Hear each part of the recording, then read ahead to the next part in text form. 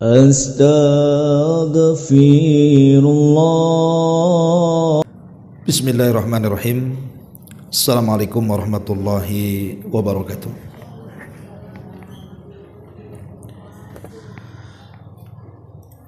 Alhamdulillah wassalatu wassalamu ala Rasulillah wa ala alihi wa sahbihi wa mawalah wa la hawla wa la quwata illa billahi wa ba'du. Alhamdulillah, di pagi ini kembali kita bisa duduk untuk berthalabul ilmi, dan kita masih membahas tentang akhlak-akhlak keseharian dari kitab Al-Jami min Bulughil Maram, dan kita masuk pada hadis ke-15. 15 kan? 16 ya. Baik, kita baca hadisnya. An Amr ibn Shu'aib an abihi an jaddihi radhiyallahu anhu qala qala Rasulullah sallallahu alaihi wasallam kul washrab walbas wa tasaddaq fi ghairi sarafin wala makhilatin. Akhrajahu Abu Dawud wa Ahmad wa 'allaqahu al-Bukhari.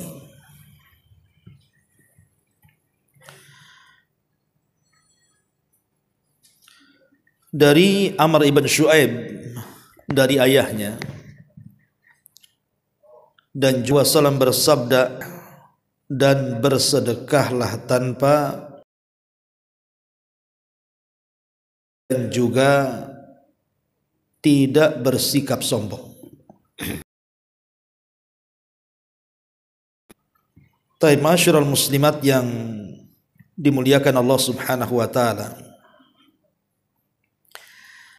Baik bicara soal makan, minum, berpakaian dan yang semacamnya, di mana satunya tidak boleh berlebihan, israf, dan tidak boleh ada kesombongan. Dari sini kita tahu bahwa manfaatkan, atau dengan kata lain bahwa Allah Subhanahu wa taala asalnya menghalalkan bagi hamba-hambanya seluruh perkara dan juga rizki yang baik bagi hamba-hambanya, baik berupa makanan, minuman, pakaian, tempat tinggal, kendaraan, dan seluruh kebaikan yang ada di atas permukaan bumi ini pada dasarnya hukumnya halal, boleh dimanfaatkan, kecuali memang ada hal-hal yang memang tidak boleh dilakukan, seperti Allah mengharamkan bagi hamba-hambanya karena adanya kemudaratan, baik bagi agama, badan, akal, harta atau yang semacamnya. Dan itu dijelaskan di dalam Al-Quran surah Al-Baqarah 29, huwallazi khalaqa lakum ma fil ardi jami'ah. Dialah Allah yang telah menciptakan bagi kalian seluruh yang ada di atas muka bumi ini.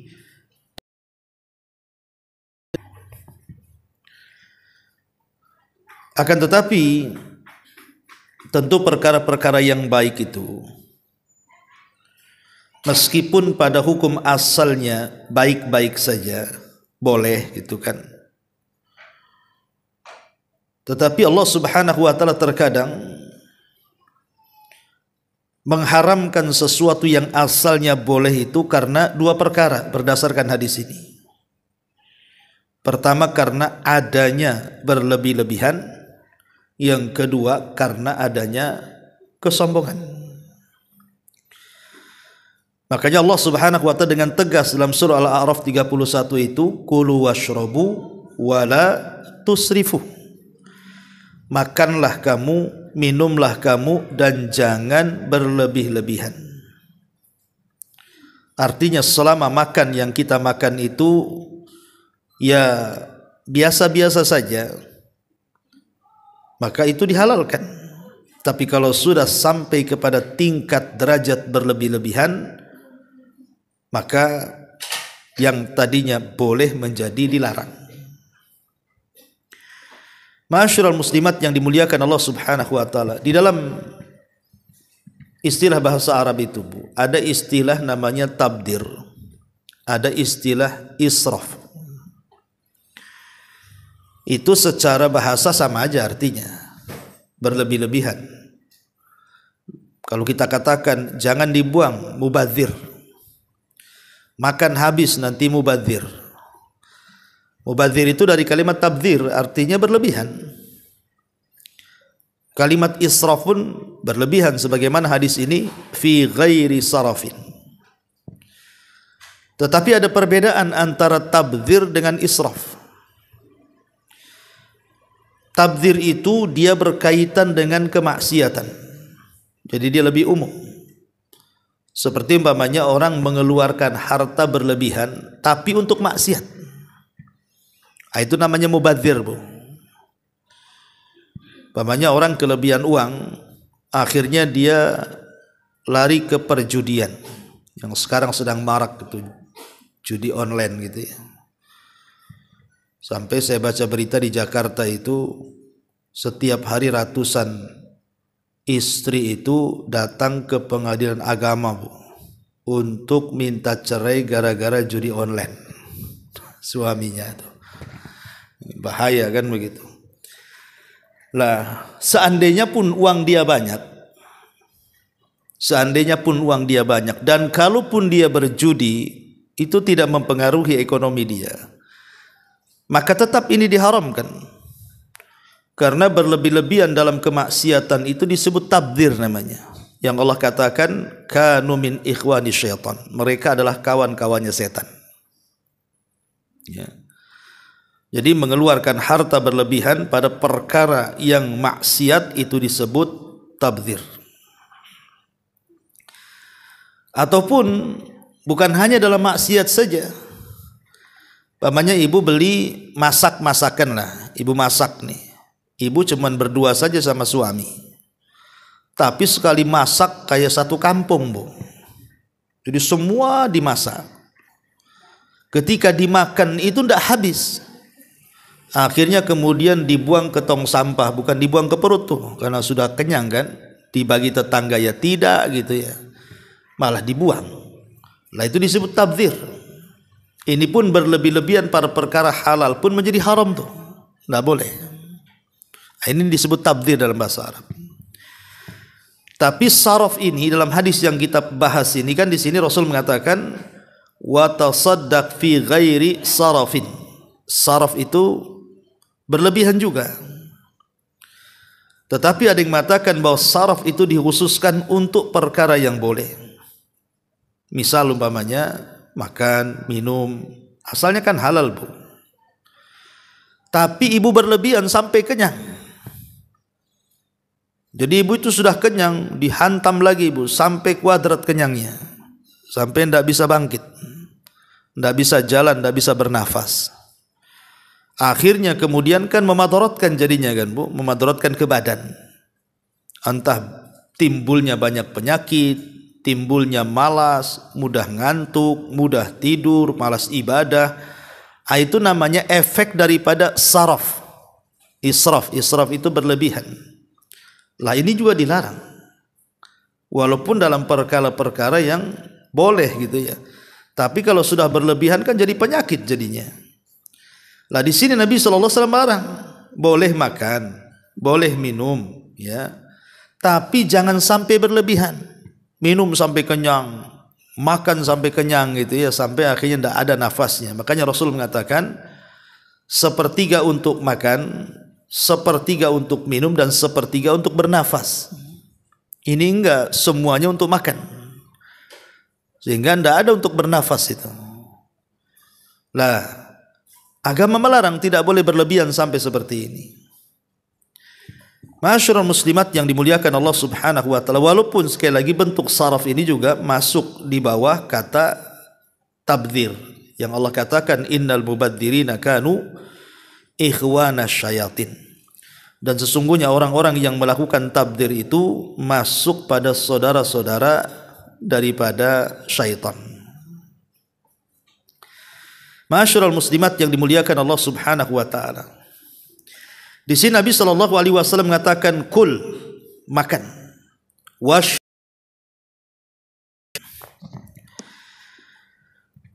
Kemudian di ujung hadis Rasul mengatakan min ghairi sarafin wala makhilah, ataupun makhilah itu artinya kesombongan. Seperti apa makanan yang bisa mengantarkan kepada kesombongan itu, Bu? Seperti seseorang sengaja membeli makanan yang mahal, kemudian dia tampakkan, atau dengan kata lain pamer di hadapan teman-temannya, di hadapan orang lain, dengan cara apa, Bu? Dengan cara memposting. Hati-hati yang punya Facebook tuh, Bu. Ya, ibu makan di restoran mana, kemudian yang dipesan itu mahal-mahal kan gitu. Akhirnya ibu memposting ibu sedang makan, ibu dan makanannya. Kan banyak sekarang itu konten-konten orang-orang yang suka majang orang yang sedang makan di restoran kan, Bu. Makanannya enak-enak, mahal-mahal. Lah yang baca komen itu orang-orang miskin. Yang nengok aslinya saja tidak tahu, hanya nengok gambar dari Facebook, dari Instagram dan yang semacamnya. Nah, ini kan mengundang kesombongan, Bu. Makanya sebaiknya, Bu, jangan suka selfie lah dengan makanan itu. Karena ini bisa mengundang kesombongan. Makan-makan saja lah, nggak usah pamer gitu ya. Jadi pamer dalam makanan ketika memposting sesuatu di medsos dengan makanan yang lezat, yang mahal, yang tidak semua orang bisa membelinya, ini bisa mengantarkan kepada kesombongan. Maka dilarang, tidak boleh. Ya, tidak boleh sekali lagi di zaman sekarang memposting hal-hal yang menjadikan tersakiti hati-hati orang-orang miskin. Apalagi di situ ada riyaknya. Nah, ini lebih parah lagi. Jadi ma'asyiral muslimat yang dimuliakan Allah Subhanahu wa taala, ataupun memberikan kemudaratan. Ada orang yang sudah tahu kalau makan ini memicu penyakit ini, ya. Makan itu memicu penyakit itu umpamanya kan. Dia sudah tahu, ya. Kemudian dia berlebih-lebihan di situ. Maka ini pun sama, tidak boleh, karena ini bisa memadaratkan kepada badan. Intinya seluruh yang berlebihan yang akan memberikan kemudaratan kepada badan kita itu terlarang dalam agama. Lihat bagaimana indahnya Islam mengatur kesehatan. Ya. Ma'asyiral muslimat yang dimuliakan Allah Azza wa Jalla. Kemudian di sini Rasul mengatakan walbas, dan berpakaianlah. Sama juga, pakaian jangan berlebihan. Kan ada orang-orang yang kemudian suka pamer dengan pakaian, dan ya bukan cerita orang-orang di luar sana juga, kadang-kadang yang sudah ngaji sama juga kadang-kadang. Ya kan, ini ada cadar terbaru, ya ada lampu-lampunya di kepalanya. Ibu pakai pula malam-malam di situ. Siapa itu pakai cadar di lampunya tuh? Jadi hal-hal yang seperti itu bisa mengundang pamer kan. Itu namanya pakaian syuhrah. Pakaian yang tidak wajar dipakai manusia. Sehingga mengundang orang memandang ibu. Pakaian itu kan fungsinya menutup aurat, bukan pamer. Ataupun ibu membeli pakaian yang berlebihan dengan harga yang mahal sekali, padahal seandainya pakaian-pakaian yang ya standar harganya lah itu juga sudah layak dan cocok ibu pakai gitu. Tapi ada orang-orang yang kemudian membeli pakaian tuh yang selangit harganya, untuk apa berlebihan? Bagus seandainya dia beli pakaian banyak yang murah-murah kemudian disedekahkan kepada fuqara wal masakin, kan lebih manfaat lagi. Ya. Karena terkadang banyak orang yang mengoleksi pakaian itu tidak dipakai, karena ibu sendiri nggak mungkin sekali pakai 7 lapis kan, Bu. Ya pasti satu aja pakaian itu yang ibu pakai, nanti ganti lagi. Jadi jangan berlebihan, secukupnya saja. Kemudian di sini Rasul mengatakan wa tasaddaq, dan bersedekah. Tentu yang dimaksud sedekah di sini bukan sedekah wajib, Bu, karena sedekah wajib ini kan terbatas ukurannya atau besarannya, seperti zakat mal umpamanya kan, atau zakat fitrah. Jadi tidak mungkin israf berlebihan karena sudah ada takarannya, ada haulnya, ada nisabnya, ya. Tapi yang dimaksud di sini adalah sedekah sunnah. Ada orang yang ingin bersedekah berlebihan, sehingga akhirnya kemudian karena berlebihan dalam bersedekah menyakiti keluarganya. Menyakiti keluarganya ini kan banyak juga orang yang sebenarnya orang itu dermawan, tapi karena berlebihan akhirnya menyakiti keluarganya. Contoh umpamanya orang yang bersedekah dengan wasiat. Anaknya banyak, malah kemudian diwasiatkan seluruh hartanya untuk pesantren, untuk masjid, untuk panti asuhan dan yang lainnya, sementara ahli warisnya tidak dapat apa-apa. Itu kan tidak boleh.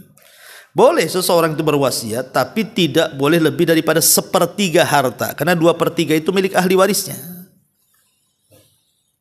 Makanya sampai bersedekah pun dilihat-lihat. Makanya ketika Abdurrahman ibn Auf radhiyallahu anhu sedang sakit parah, ketika itu dia baru punya anak satu, wanita, perempuan. Jadi saat sakit parah disangkanya itulah sakit terakhir yang membawa kematiannya. Jadi ketika Nabi SAW duduk di samping Abdurrahman ibn Auf itu, Abdurrahman ibn Auf sempat berwasiat untuk menginfakkan seluruh hartanya, tapi Rasul melarang. Kemudian Abdurrahman mengatakan, bagaimana kalau separuh harta? Rasul juga melarang. Kemudian bagaimana kalau 1/3 harta? Kata Rasul, ya, 1/3 itu sudah banyak. Artinya wasiat itu paling banyak 1/3 saja. Lewat daripada 1/3 akan mendolimi ahli waris. Jadi tidak boleh seseorang itu kemudian berlebihan dalam bersedekah juga sama. Ataupun memicu kesombongan. Nah itulah sedekah-sedekah orang-orang yang ria, orang-orang yang sum'ah, pengen dipuji, pengen didengar. Nah, itu bisa mengarah kepada kesombongan tadi. Lah hal-hal yang seperti ini dalam Islam sangat dilarang. Tidak boleh, baik soalan makanan, minuman, pakaian, sedekah, semua diatur di dalam Islam. Semua diatur, tidak sembarangan. Ma'asyiral muslimat yang dimuliakan Allah Subhanahu wa taala.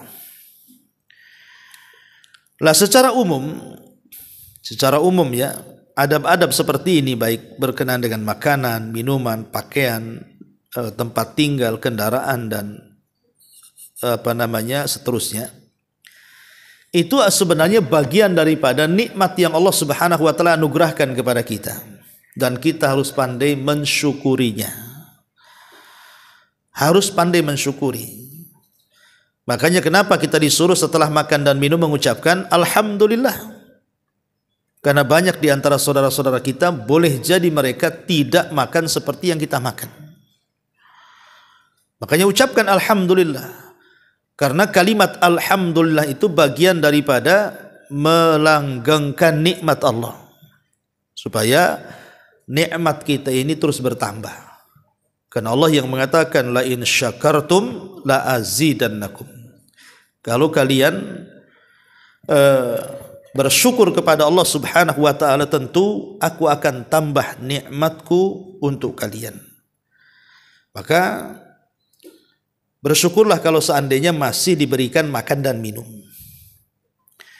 Adapun berpakaian sendiri kan sudah jelas ya, sudah saya jelaskan tentang beberapa adab berpakaian itu, terutama bagi kaum ibu kan jelas gitu ya. Kalau bisa pakaian itu jangan sampai transparan, membentuk badan.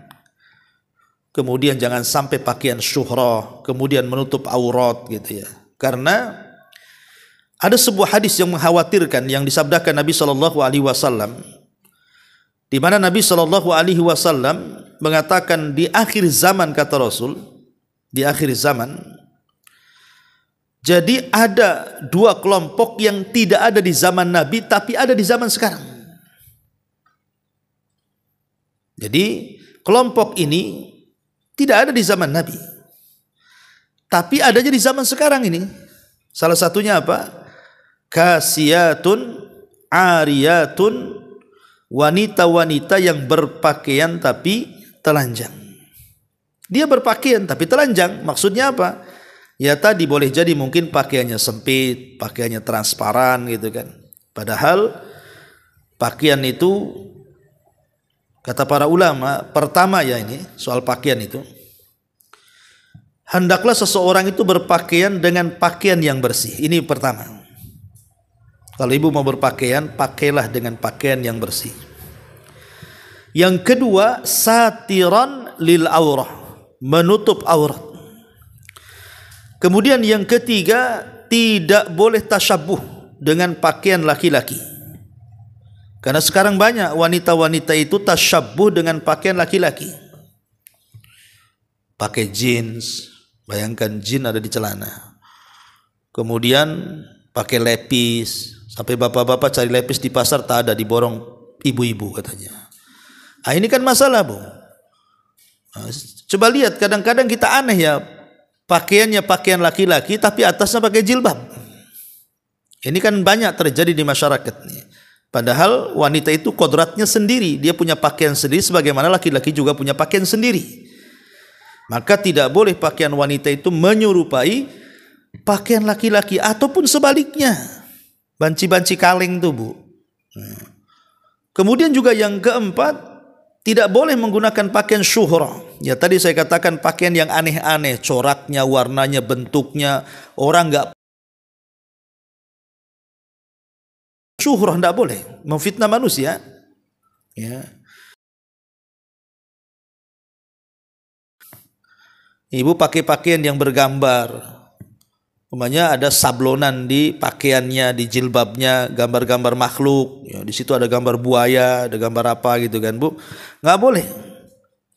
Ataupun yang keenam, tidak boleh pakaian itu emas, namanya kan. Ini kan tidak boleh. Itu berlebihan juga kan gitu. Itu syaraf namanya.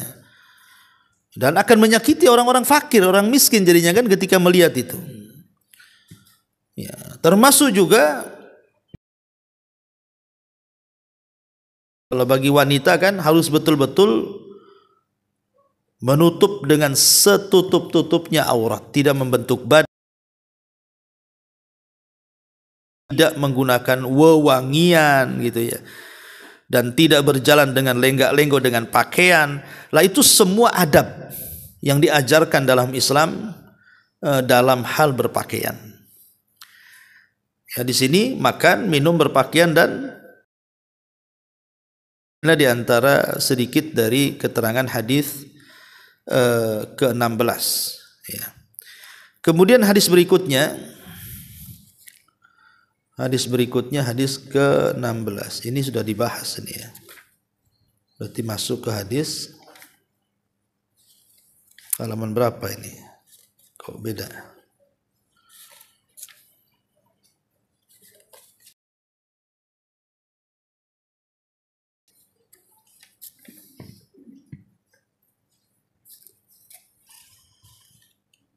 Berarti ini bab baru ya.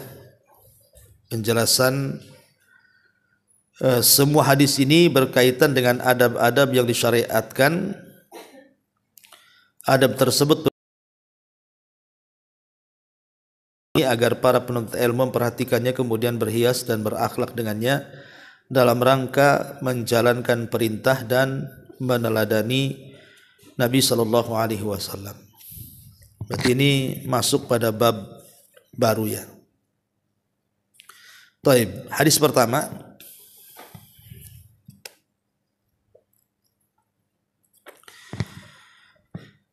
Nabi sallallahu alaihi wasallam bersabda, liyusallimis saghiru 'alal kabiri wal maru 'alal qaidi wal qalilu 'alal katsiri war rakibu 'alal mashi. Hendaklah seseorang yang lebih muda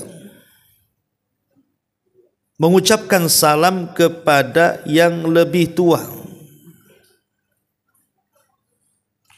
Dan hendaklah orang yang berjalan mengucapkan salam kepada orang yang duduk, dan hendaklah orang yang berkendaraan mengucapkan salam kepada orang yang berjalan.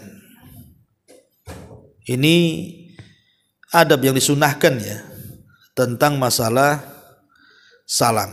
Sebenarnya masalah salam kan pernah kita bahas, tapi tidak masalah kita ulas ya adab-adabnya, karena bagaimanapun hal-hal yang penting dalam keseharian itu kalau diulangkan kita teringat kembali gitu, bahwa ada adab-adab yang harus kita lakukan yang berkenaan dengan masalah salam. Ma'asyiral muslimat yang dimuliakan Allah Subhanahu wa taala, yang pertama adab salam adalah kita disunahkan untuk menyebarkan salam. Kita disunahkan untuk menyebarkan salam. Jadi salam itu adalah perkara yang sangat dianjurkan untuk disebarkan. Tetapi bagi yang menjawab salam tentu beda hukumnya Bu ya. Kalau yang mengucapkan salam kan sunnah. Tapi kalau yang menjawab salam itu wajib Bu. Kalau ada orang yang salam ibu tidak jawab, dosa. Karena menjawab salam itu wajib, tapi menyebarkannya adalah sebuah sunnah. Dan itu hal yang bisa menjadikan rekatnya hati kaum muslimin satu dengan yang lainnya. Karena Rasul yang mengatakan, la tadkhulul jannata hatta tu'minu wa la tu'minu hatta tahabu. Kalian tidak akan masuk surga sampai kalian beriman, dan kalian tidak dinyatakan sempurna iman sampai kalian saling mencintai. Kemudian Rasul mengatakan, awala adullukum ala syai'in idza fa'altumuhu tahabbtum absus salama bainakum. Maukah ku ajarkan kepada kalian, kalau kalian lakukan nih, maka kalian akan saling akan sebarkan salam. Jadi salam itu hakikatnya merekatkan hati kaum muslimin. Yang kedua, adamul ikhtisar fi ilqa'is salam ala man ya'rif faqat. Jangan sampai Bu mengucapkan salam itu dilontarkan kepada yang dikenal saja. Yang enggak kenal ibu enggak mau salam. Nah, ini yang banyak nih. Yang sering saya istilahkan kalau jemaah pengajian di sini itu dari jauh saja sudah salam tuh Bu. Padahal jauh orangnya, dengar tak dengar pun udah salam tuh. Karena jemaah pengajian Bu. Tapi kalau bukan jemaah pengajian walaupun depan mata biasa aja. Nah, ini salah, ini tanda-tanda kiamat. Salam itu bagi orang yang kita kenal ataupun yang tidak kita kenal. Selama zahirnya muslim atau muslimah, sampaikan salam. Kemudian yang ketiga, menggunakan sighah lafaz yang disyariatkan. Jangan mengganti dengan salam yang lainnya. Islam mengajarkan assalamualaikum atau assalamualaikum warahmatullahi atau assalamualaikum warahmatullahi wabarakatuh. Ibu jangan ganti selamat pagi, selamat siang, selamat sore, kemana? Nah, gitu. Jadi nggak boleh diganti. Karena itu lafaz yang tauqifi, yang terima jadi dari Nabi sallallahu alaihi wasallam. Kemudian yang keempat, alla yaqul alaikas salam. Jangan mengatakan alaikas salam. Nabi sallallahu alaihi wasallam mengatakan dalam hadis Jabir bin Sulaim, qala, dia mengatakan, ataitu Nabiy sallallahu alaihi wasallam faqultu alaikas salam. Faqala la taqul alaikas salam walakin qul assalamu alaika. Ingat Bu ya, jangan dibolak-balik lafadznya. Harusnya kan assalamu alaikum, jangan alaikum salam atau alaikas salam. Itu tidak boleh dibalik kayak gitu. Tapi assalamu alaika atau assalamu alaikum. Ini juga harus diperhatikan lafaz salam. Kemudian juga di antara adab salam yang kelima, bahwa apabila tidak mendengar salam, orang yang kita sampaikan salam dia tidak mendengar Bu, maka ulang 3 kali. Jadi ibu ini bertamu ke rumah sini, diketuk pintunya, assalamualaikum, tidak dijawab. Assalamualaikum, tak dijawab. Assalamualaikum, tak dijawab, sudah Bu balik. Jangan ngintip di gorden. Kadang-kadang gitu, diintip-intip di gorden, di jendela, pinjam tetangga, tengok di ventilasi, ngapain Ibu? Ya. Jadi tidak boleh kalau sudah mengucapkan salam 3 kali nggak dijawab, pergi Bu. Ya, karena ada orang itu penasaran, loh 3 kali digedor di apa, ndak ini juga kan itu. Ya sudah, mungkin dia tidak mau nerima kita. Pulang. Itu adabnya. Salam itu cuma 3 kali saja. Makanya jangan diborong. Ada jedaknya kan itu ya. Assalamualaikum, jeda dulu, berketuk-ketuk gitu ya. Kemudian nanti beberapa waktu salam lagi. Boleh jadi dia mendengar di salam keduanya atau di salam ketiganya gitu maksudnya. Tapi Islam membatasi salam itu 3 kali. Ya. Termasuk juga Ibu kalau ketemu anak-anak di jalan itu, Ibu ucapkan salam, ngajari mereka. Karena ada riwayat dari Anas bin Malik radhiyallahu an, bahwa Nabi SAW itu kalau berjumpa dengan anak-anak beliau mengucapkan salam. Ya, artinya kan mengajarkan anak-anak untuk salam. Dan lebih baik lagi kalau ibu mengucapkan salam diiringi dengan senyum. Diiringi dengan senyum. Karena Rasul mengatakan la tahqiranna minal ma'rufi syai'an walau antal akhaka biwajhin talqin, karena senyum sendiri adalah sedekah Bu. Jadi kalau ibu iringi senyum dengan salam itu artinya mendabelkan sedekah dengan pahala. Senyumnya berpahala, salamnya juga berpahala, jadi double ya. Kemudian juga bukan hanya sekedar mengucapkan salam, kalau orang yang di hadapan kita ya salaman juga dengan tangan kita, karena itu di antara sebab bergugurannya dosa-dosa kita saat salaman. Tentu yang boleh disalami. Kalau yang bukan mahram ya tidak boleh ya. Itu juga yang harus dipahami tentang masalah salam. Dan termasuk adab-adab yang dicatat dalam hadis ini, di mana kalau kita posisinya orang muda, sementara depan kita orang tua, ya kita yang ngalah salam dulu. Jangan nunggu orang tua mengucapkan salam kepada kita yang muda. Atau yang berjalan mengucapkan salam kepada yang duduk. Atau yang sedikit mengucapkan salam ke yang banyak gitu ya. Nah ini semuanya kan bicara tentang adab-adab salam.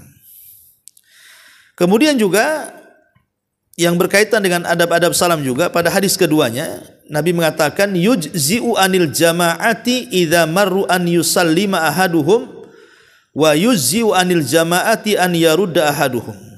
Jika serombongan orang berjalan bersama, sudah cukup jika salah seorang dari mereka mengucapkan salam, dan sudah cukup jika salah seorang dari mereka membalas salam. Jadi kalau ibu sedang rombongan 4-5 orang, kemudian melewati orang yang sedang duduk-duduk 4-5 orang. Satu aja Bu mengucapkan salam, jangan rame-rame. Ibu lagi demo atau apa kan? Satu aja. Yang jawab juga satu, itu sudah mewakili gitu maksudnya. Itu juga diantara adab salam.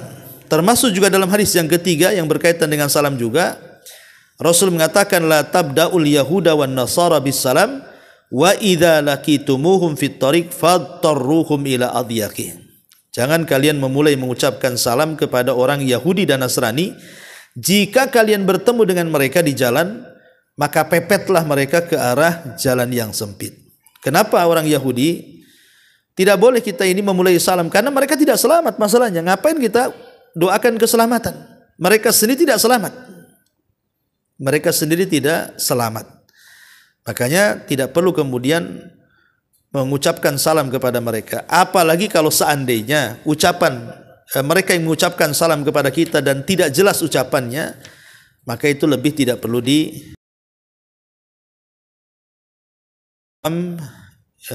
inilah keterangan hadis tentang masalah salam. Sebenarnya ini kan hanya syarahan saja Bu ya.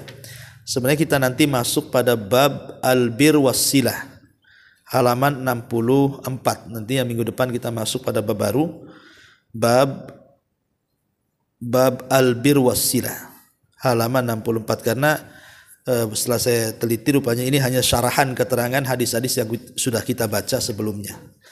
Wallahu alam. Sampai di sini. Silakan kalau yang bertanya.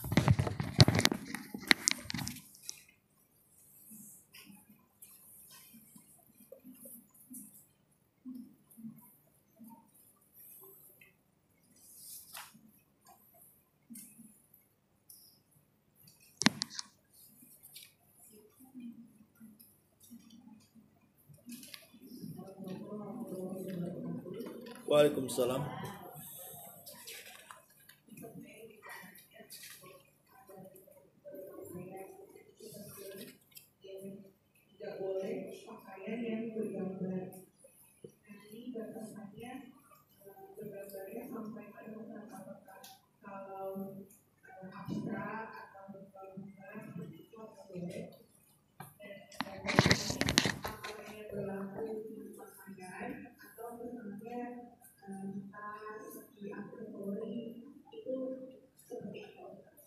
Iya, iya paham. Yang dimaksud bergambar itu Bu, maksudnya gambar-gambar yang bernyawa.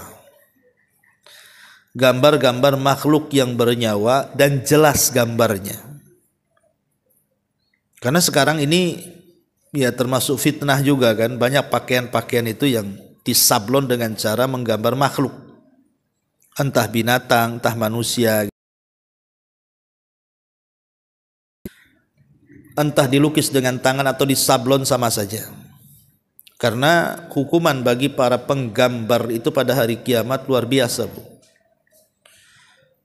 Di mana dalam sebuah hadis itu nanti leher di neraka itu keluar.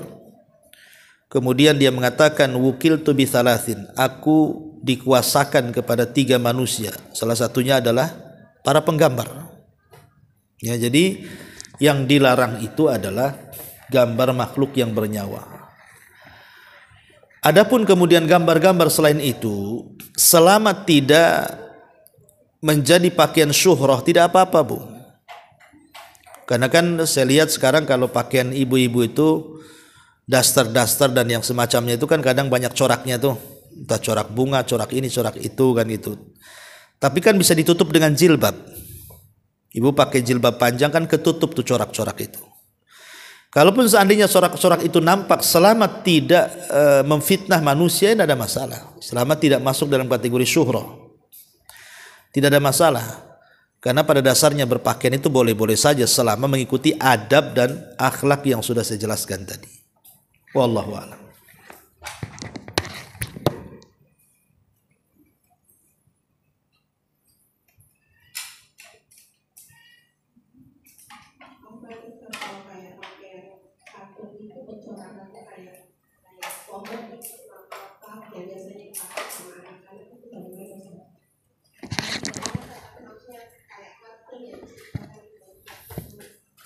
Iya, justru kalau seandainya dia membuat binatang yang atau makhluk yang tidak pernah Allah ciptakan itu lebih parah lagi Bu. Umpamanya dia melukis makhluk yang kepalanya lebih besar daripada badannya. Padahal Allah tidak menciptakan makhluk seperti itu. Atau kakinya lebih besar dibandingkan badannya. Seperti kartun-kartun itu kan. Maka itu lebih parah lagi. Karena Allah tidak menciptakan, dia menciptakan pula kan gitu. Dia menggambar. Maka sebaiknya Bu, saya sarankan saja kalau beli pakaian untuk anak-anak itu. Ya sebaiknya itu ya cari gambar-gambar yang tidak bernyawa. Saya kira itu lebih selamat. Ya lebih selamat gitu ya. Karena kan banyak pakaian-pakaian yang tidak bernyawa kan. Entah gambar gunung, entah gambar pohon, entah gambar apa gitu. Yang penting jauhi makhluk yang bernyawa. Maka insya Allah itu lebih selamat daripada kita masuk di situ yang kemudian dikhawatirkan itu masuk pada kategori dalam hadis-hadis yang dilarang tentang hukum seputar gambar. Wallahu a'lam.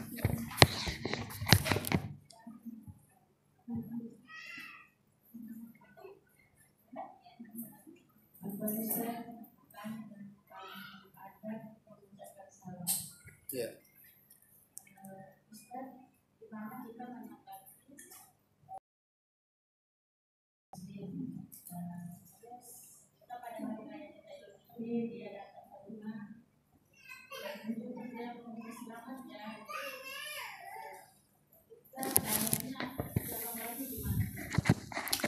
Mengucapkan salam atau selamat ya gitu. Oh. Ya, iya, bilang aja. Iya gitu. Dia kan mendoakan keselamatan kepada kita. Insya Allah kita muslim selamat lah. Iya aja lah. Nah, itu. Tapi kalau dia kemudian mengucapkan salam kepada kita, Assalamualaikum, jelas-jelas fasih. Tidak ada lafaz-lafaz yang samar. Kadang-kadang dia lebih fasih pula, mungkin karena pernah jadi TKW di Arab mungkin. Assalamualaikum Kalau jelas maka ibu cukup menjawab wa alaika, gitu saja. Wa alaikum. Ya. Karena dikhawatirkan di zaman Rasul itu kan ada orang Yahudi mengucapkan salam bukan assalamualaikum tapi assalamualaikum, maka Rasul mengatakan wa alaika. Cukup wa alaika saja.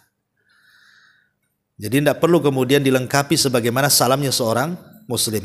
Tapi kalau ada tetangga datang ke rumah ibu, kemudian ibu punya anak baru lahiran, ini tetangga non muslim, kemudian mengucapkan selamat ya ya kan enak bu, nggak, ya aja lah, karena dia mengucapkan selamat sama kita, alhamdulillah.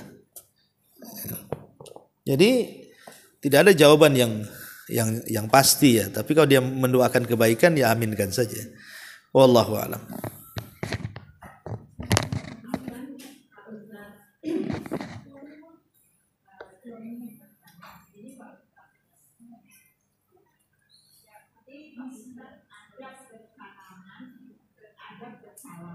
Itu akan menggugurkan dosa. Itu dalam arti kata bersalaman dengan tangan terus masih mengucapkan mohon ampunan atau salam aja. Iya, mengucapkan salam. Kita kan berjumpa dengan kawan nih. Assalamualaikum Assalamualaikum kemudian ibu salaman. Tangan ibu dengan kawan itu. Maka selama tidak dilepas tuh tangan ibu dengan dia tuh, maka selama itu dosanya digugurkan. Selama ibu tidak melepas genggamannya. Jadi kalau ibu salaman dengan dia, nunggu dia yang lepas bu. Masalahnya si kawan itu paham juga, tak mau melepaskan bu. Akhirnya lama banget. Ya ada durasinya lah kan. Masa salaman terus, ya paham lah kalau sudah lama ya dilepas. Artinya kan hadisnya memang seperti itu. Selama dia menggenggam tangannya, maka disitulah berguguran dosa-dosanya. Wallahu a'lam. Iya. Ya, saya kira cukup ya. Subhanakallah bihamdika asyhadu an la ilaha illa anta astaghfiruka wa atubu ilaik. Allahu